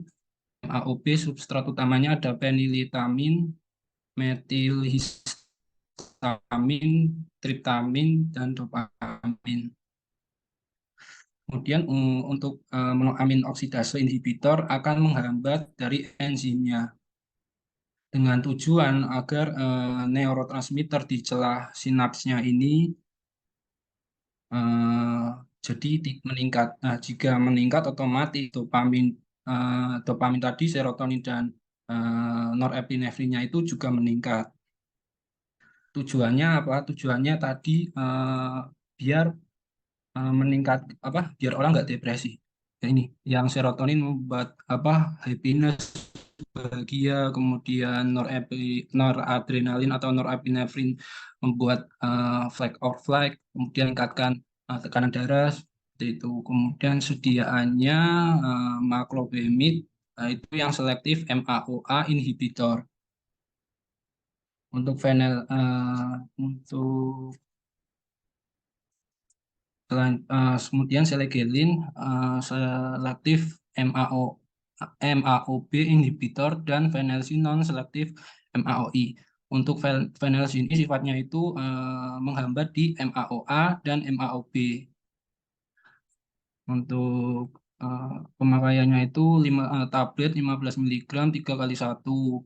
Kemudian untuk MAOA itu 150 mg 2 kali 1. Dan selegelin tablet 5 mg 2 kali 1. Indikasinya untuk penyakit Parkinson disease. Nah, ini tadi perbedaannya. Yang non-selektif itu untuk menghambat di monoamin oksidase A dan B, kemudian yang ini monoamin oksidase B. Untuk yang ini Parkinson disease. Kemudian efek sampingnya bisa nausea, diare, mulut kering, konstipasi, insomnia, dan dizziness. Kemudian kombinasinya itu bisa dengan obat yang tadi SSRI, SNRI, TCA, dan bupropion. Lanjut ke trisiklik antidepresan, indikasinya juga sama, digunakan untuk depresi yang tidak responsif terhadap obat-obat antidepresan yang lain. Misalnya yang lini pertama dan lini kedua, SSRI dan SNRI. Kemudian golongan TCA itu terserap baik untuk waktu paruh panjang karena itu sebagian besar diberikan sekali sehari pada malam hari karena efeknya mengantuk. Baik, untuk mekanisme kerjanya itu TCA bekerja itu mirip sama SNRI. Untuk aktivitas antidepresan, TCA itu berkaitan dengan untuk menghibisi terhadap reuptake norepinefrin dan 5-HP. Kemudian TCA juga sebagai antagonis kompetitif pasca sinap di alfa kolinergik dan muskarinid dan reseptor histaminergik. Kemudian untuk TCA ini antidepresan itu menghambat di yang pertama reseptor serotonin di reuptake sama norepinefrin. Kalau misal di reuptake itu gimana? Jika yang reuptake ini nggak ada, itu maka otomatis serotonin dan norepinefrinnya itu akan lebih banyak kandungannya di celah sinapnya. Dengan tujuannya tadi agar orang si penderitanya itu nggak depresi karena neurotransmitter kedua itu antara serotonin itu kan tadi buat happiness, kemudian naikin mood, kemudian yang norepinefrin buat naikin pembuluh darah seperti itu. Dan untuk sediaannya ini ada amitriptilin 150 sampai 300 mg per hari dan imipramin 150 sampai 300 mg per hari. Nah, efeknya itu ada sedasi untuk serotonia itu karena dari reseptor muskariniknya tadi. Kemudian ada retensio urin. Retensio urin berkaitan dengan alfa adrenergik. Kemudian ada hipotensi juga. Itu berkaitan sama alfa adrenergiknya juga. Kemudian ada kontraindikasi, glaukoma, hipersensitivitas. Kemudian kombinasi dengan lini pertama tadi SSRI. Ini ada ringkasannya. Ini diambil dari buku farmakologi Katsum. Mungkin itu saja dari saya, bisa dilanjutkan selanjutnya, Sandy. Terima kasih.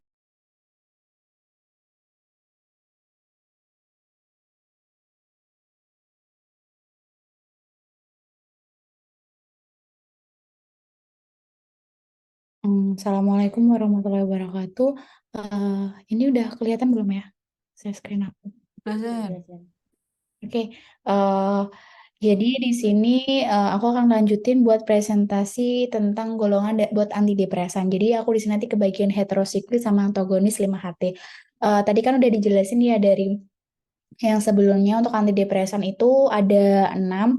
Yang pertama SSRI, kemudian SNRI, kemudian MAOI, kemudian trisiklik, kemudian heterosiklik dan antagonis 5HT. Nah, untuk yang lini pertama itu kan ada SSRI, kemudian lini kedua itu SNRI, dan selanjutnya ada pilihan obat lainnya ada MAOI, kemudian trisiklik, kemudian heterosiklik dan antagonis 5HT. Nah, aku disini yang heterosiklik sama antagonis 5HT.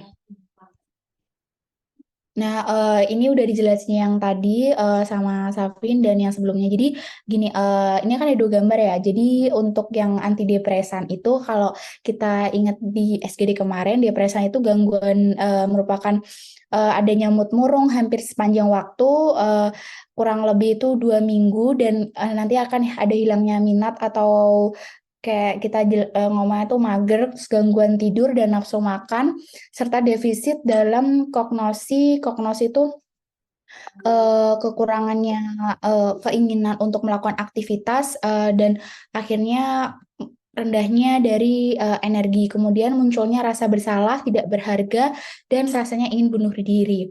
Nah, untuk depresi itu ada 2 hipotesis. Nah, pertama itu ada hipotesis neurotik dan hipotesis monoamin. Nah, kalau yang gambar sebelah kanan ini yang hipotesis neurotik. Nah, itu merupakan regulasi plastisitas atau ketahanan dan pembentukan saraf. Jadi kan kita tahu untuk pembentukan saraf itu atau yang biasa disebut dengan neurogenesis itu karena adanya faktor BDNF atau brain derived neurotrophic factor. Nah, depresi ini karena adanya hilangnya dari faktor BDNF ini. Nah, akhirnya karena ada depresi, kemudian kita tanggulangi dengan antidepresan. Nah, fungsinya untuk meningkatkan neurogenesis dan konektivitas sinaps di daerah korteks, sehingga nanti akan meningkatnya masuknya dari neurotransmitter. Selanjutnya, kemudian aku bahas yang heterosiklik. Nah, heterosiklik itu merupakan golongan obat. Nah, ada bupropion, amoxapin, maprotilin, dan mirtazapin. Nah, ini untuk farmakokinetik dan farmakodinamik. Nah, kita ingat kembali ya, farmakokinetik itu merupakan proses absorpsi atau gimana obat tersebut dari pertama kita masuk ke dalam tubuh sampai ke tempat yang bakal dituju. Nah, kalau farmakodinamik ini nantinya tuh bakal berefek apa buat diri seseorang atau pasien tersebut. Nah, aku jelasin satu-satu sesuai dengan jenis golongannya. Yang pertama ada bupropion. Nah, nanti bupropion itu untuk pengikatannya protein 85%. Nanti ada efek first pass. Kemudian ada amoxapin. Nah, pengikatan proteinnya 85% dibagikan dalam dosis terbagi. Kemudian ada efek antipsikotik. Kemudian maprotilin ada pengikatan proteinnya 88% dan diminum secara peroral. Kemudian ada mirtazapin. Nah, diberikan sehari sekali pada malam hari karena fungsinya untuk efek sedasi. Nanti tadi kan udah sedasi udah jelasin sama Lutfia. Kemudian ada farmakodinamika. Farmakodinamikanya bupropion sebagai inhibitor penyerapan norepinefrin dan dopamin. Kemudian ada amoxapin dan moprotilin. Ini fungsinya untuk inhibitor dari norepinefrin transmitter dan SERT. Kemudian mirtazapin meningkatkan pelepasan norepinefrin dan 5-HT. Nanti juga ada efek kantuk obat.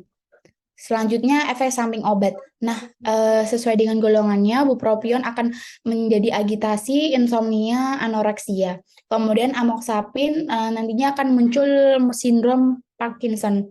Kemudian ada maprotilin. Nah, nanti akan mengakibatkan afinitas meningkat terhadap norepinefrin transmitter. Kemudian juga mengakibatkan kejang. Kemudian ada mirtazapin, nanti juga ada efek sedatifnya. Nah, untuk interaksi obatnya tadi, bupropion tidak boleh digabungkan dengan MAOI. Tadi MAOI dijelasin sama si Raka. Nah, kemudian ada mirtazapin Efek kantuk diperkuat jika obat tersebut digabung dengan adanya campuran kaitan dengan depresan SSP, misal dengan alkohol atau benzodiazepin. Jadi pasien dengan mengkonsumsi obat mirtazapin tidak boleh ditambahkan alkohol maupun benzodiazepin. Kemudian amoxapin memiliki sifat antikolinergik dan antihistamin. Selanjutnya antagonis 5-HT. Nah, di situ ada jenis golongannya ada trazodon dan nefazodon. Untuk farmakodinamiknya digunakan dalam dosis terbagi juga, kemudian sebagai antagonisme 5-HT2, kemudian trazodon itu merupakan dosis tunggal diminum pada malam hari sebagai hipnotik. Kemudian nefazodon sebagai inhibitor CYP3A4. Kemudian farmakodinamikanya sebagai blokade reseptor 5-HT2 untuk nefazodon inhibitor lemah pada SNRT dan NET, tetapi antagonis kuat pada reseptor 5-HT2A. Untuk trazodon sebagai selektif SERT dan efek minimal pada NET. Nah, untuk efek samping obatnya nanti akan mengakibatkan mengantuk dan gangguan pencernaan. Untuk khusus trazodon itu mengantuk berat atau insomnia. Karena trazodon ini akibatnya efek sampingnya mengantuk berat, biasanya digunakan untuk pasien dengan insomnia berat. Nah, priapisme atau mengakibatkan ereksi berkepanjangan pada pria. Nefazodon akan mengakibatkan hepatotoksisitas. Untuk interaksi obatnya, nefazodon tidak boleh digabungkan dengan triazolam dan nefazodon tidak boleh digabungkan dengan simvastatin karena akan meningkatkan kadar simvastatin plasma. Nah, ini untuk rangkumannya dari golongan-golongan antidepresan. Tadi udah dijelasin ada SSRA sebagai lini pertama, kemudian SNRI sebagai lini kedua, dan golongan yang lain ada trisiklik, kemudian antagonis 5-HT udah aku jelasin, kemudian heterosiklik itu adalah tetrasiklik dan unisiklik, kemudian ada inhibitor monoamin oksidasi atau MAOI. Untuk pembelajaran dari Kak Zoom, mungkin itu dari saya. Terima kasih. Bisa dilanjut materi selanjutnya, Wildan.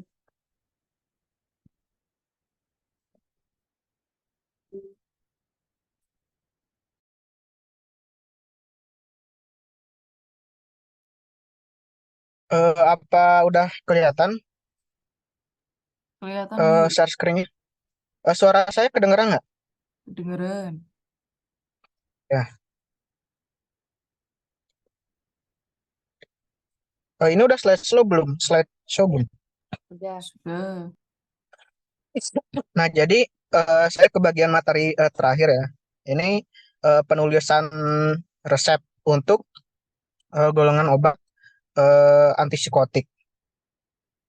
Jadi yang pertama itu definisi. Mungkin dari awal masuk lab pharma juga udah tahu ya. Jadi resep itu suatu permintaan tertulis dari dokter atau dokter gigi atau dokter hewan kepada apoteker untuk membuat atau menyediakan obat dalam bentuk sediaan tertentu.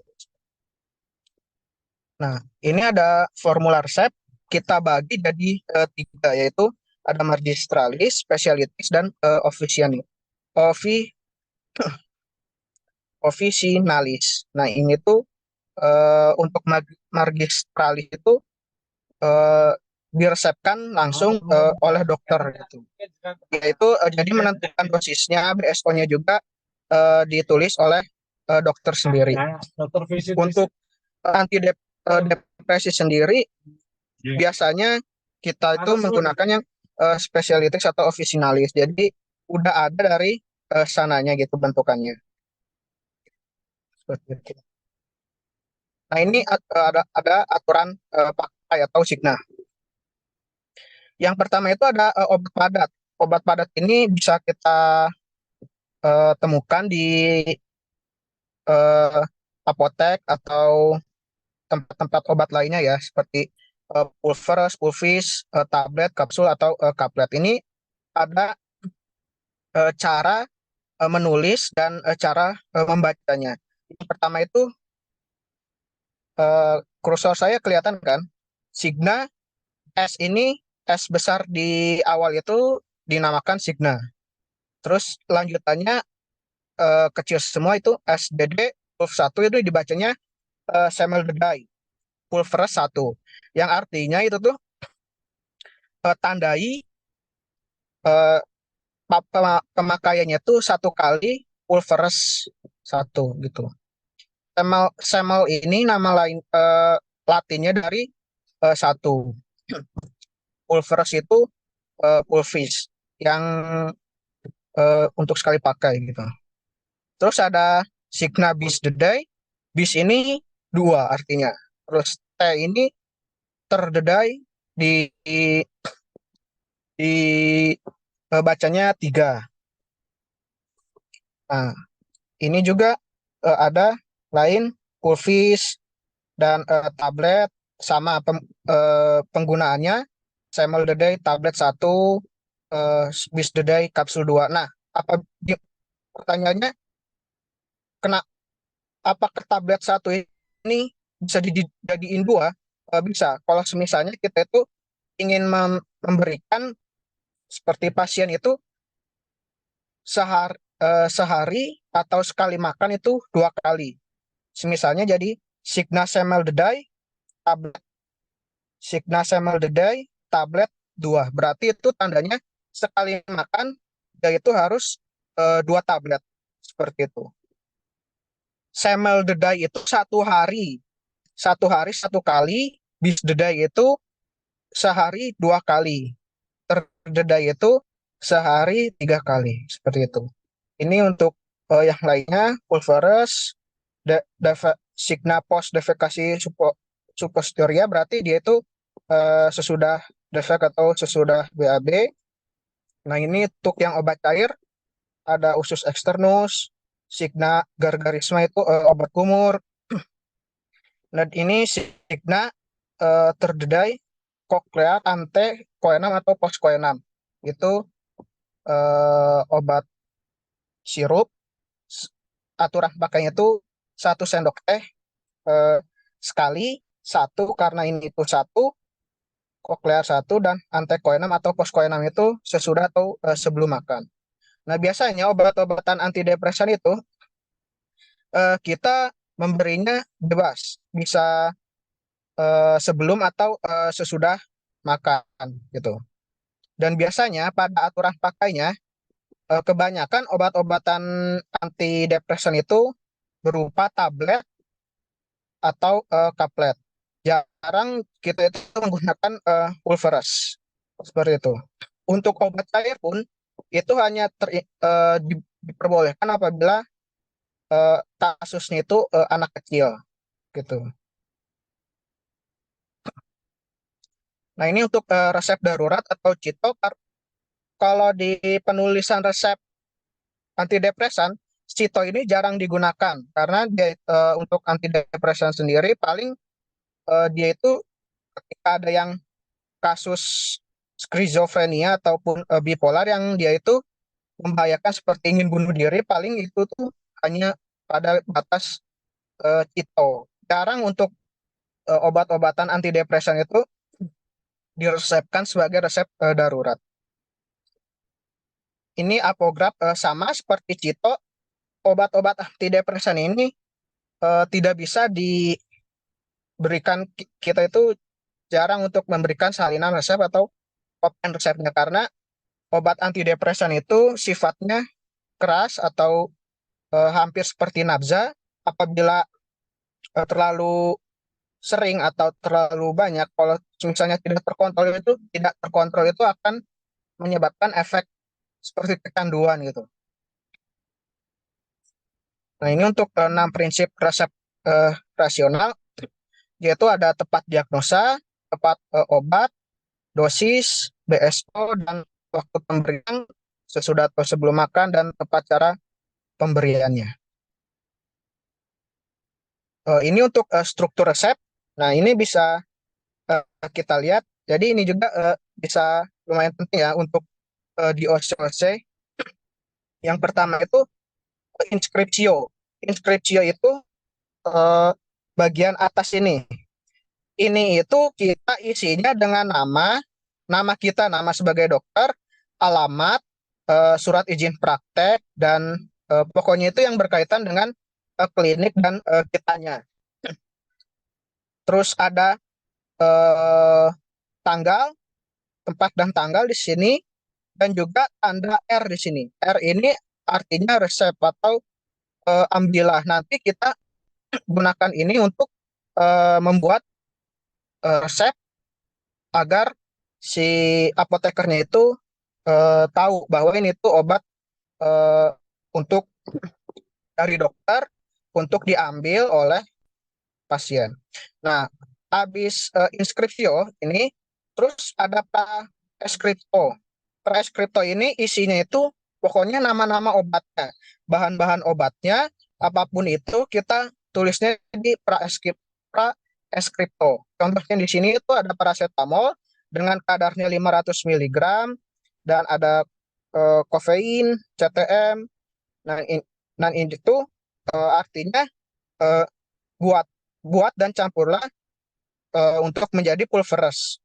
Dibuat sebanyak ini itu numero isinya 15. Nah, untuk numero ini kita harus menggunakan angka Romawi karena jika angka seperti 1, 2, 3 itu pada biasanya ada bakal kayak setiap orang itu ada berbeda-beda gitu. Jadi takutnya ada kekeliruan dalam pemberian numero ini karena ini tuh berguna untuk obatnya itu kita buat sebanyak ini 15 kapsul semisalnya itu. Ini pulveres. Berarti dibuat 15 bungkus gitu untuk sampai habis gitu. Seperti itu. Terus ada signatur. Signatur ini buat si ininya ya, penerimanya, pasiennya. Terus ada subskripto. Di akhir ininya ada tanda tangan atau paraf dari dokter.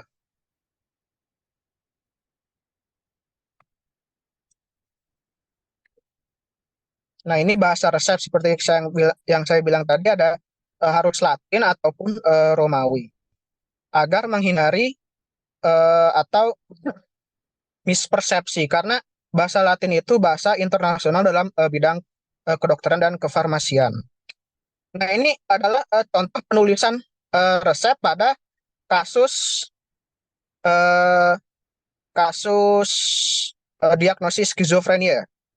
Ketika kita dapat skenario misalnya seorang pasien 20 tahun dengan keluhan dan diagnosis dan diberi diagnosis oleh dokter mengalami skizofrenia dengan halusinasi gustatorik yang menyebabkan mual dan muntah, maka di sini dokter bisa saja menuliskan resep untuk TPZ. TPZ itu antar nama lain dari chlorpromazine, yaitu obat psikotik tipikal yang tadi dijelasin untuk menurunkan dan meredakan gejala. Nah, chlorpromazine ini bisa juga sebagai obat anti mual gitu. Dan juga untuk pasien-pasien yang mengalami gangguan jiwa gitu, seperti skizofrenia. Nah, dalam merek dagang, untuk merek dagang dia chlorpromazine ini biasanya tersedia dalam tablet 25 mg. Nah, semisal kita ingin habis untuk seminggu, karena chlorpromazine ini dosisnya itu 3 kali sehari ya. Dalam minum itu sehari 1 tablet. Maka 1 hari kan 3 tablet. Berarti untuk habis selama seminggu itu maka kita harus membuat 21 seperti itu. Nah, ini untuk skenario selanjutnya, jika dia mengalami diagnosis bipolar dan memiliki demam tinggi, maka dan mempunyai hipotensi.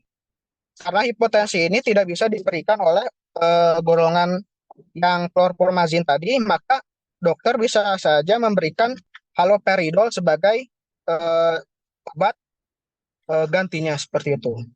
Nah, untuk haloperidol sendiri dalam dagang sendiri bentuknya itu adanya tablet 0,5 miligram seperti itu. Dan untuk meredakan panas, kita bisa saja memberikan paracetamol untuk meredakannya. Nah, harus dicatat paracetamol ini harus kita berikan tanda PRN atau Prorematra, yang dimana ketika demamnya sudah reda, bisa saja paracetamol ini kita hentikan pemberiannya seperti itu. Untuk paracetamol sendiri, untuk sedia dagangnya biasanya berupa 500 miligram seperti itu. Nah, semisalnya pasiennya itu memiliki bipolar mania yang ekstrim, kita bisa saja memberikan suntikan injeksi haloperidol. Karena kan orang yang ekstrim itu biasanya susah ya kalau misalnya disuruh minum obat, maka di sini kita bisa meresepkan ampul. Haloperidol ini ada sediaan ampul dalam dagangnya. Nah, di sini kita bisa memberikan aturan pakai itu Signa Medicine Menatal yang dimana itu IMM itu intinya harus ada dokter yang memberikannya seperti itu. Nah, untuk haloperidol dan CPZ sendiri sebenarnya itu kita jarang untuk memberikannya karena dia itu bisa memberikan efek ekstra piramidal, sehingga apabila di merek dagangnya biasanya kita memberikan fluoxetine. Ini untuk contoh penulisan resep. Nah, ini untuk misalnya kita kan ada di LBM mood afektif ya. Ini salah satu obat yang kita berikan untuk pasien yang mood afektif, yaitu lithium karbonat. Untuk merek dagangnya sendiri biasanya tersedia dalam tablet 200 mg seperti ini. Nah, untuk lithium karbonat sendiri harus diberikan 1 kali sehari. Oh, ini salah, harusnya semeldedai ya, bukan terdedai. Ini harusnya S, bukan terdedai. Nah, untuk efek terapeutik lithium karbonat sendiri itu ada di 1000 mg. Maka sekali berikan kita harus 5 tablet sekaligus untuk memberikan efek terapi. Nah, untuk efek toksiknya sendiri ada di sekitar 2000 mg seperti itu. Itu untuk saya. Terima kasih, ini materi terakhir ya. Terima kasih sebelumnya. Assalamualaikum warahmatullahi wabarakatuh. Aku pinter.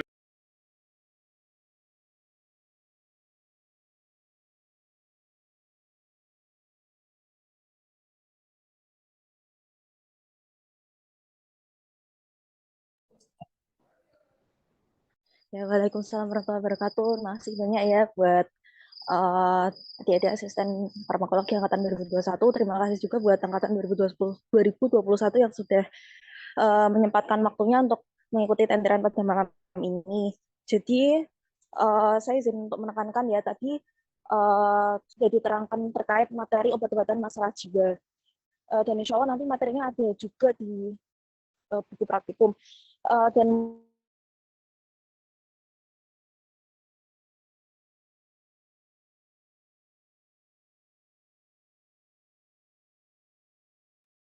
Mohon maaf Kak, suaranya hilang.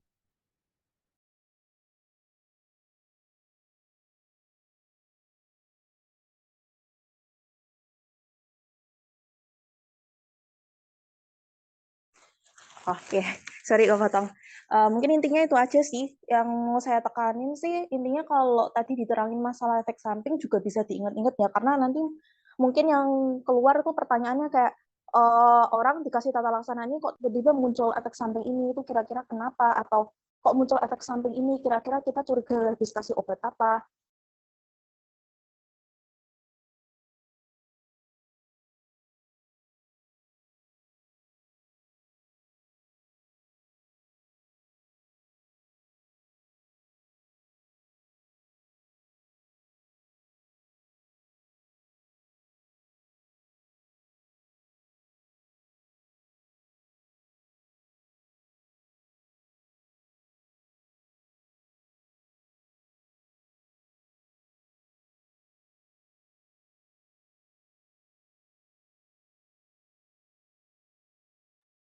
Mungkin dari Kak Ismi sudah sudah meninggalkan Zoom. Dari teman-teman terima kasih sudah menyempatkan waktunya dan Tirana malam hari ini. Kita tutup dengan baca hamdalah dan doa kafaratul majelis. Alhamdulillahirabbil alamin. Terima kasih teman-teman, boleh live dari Zoom ya.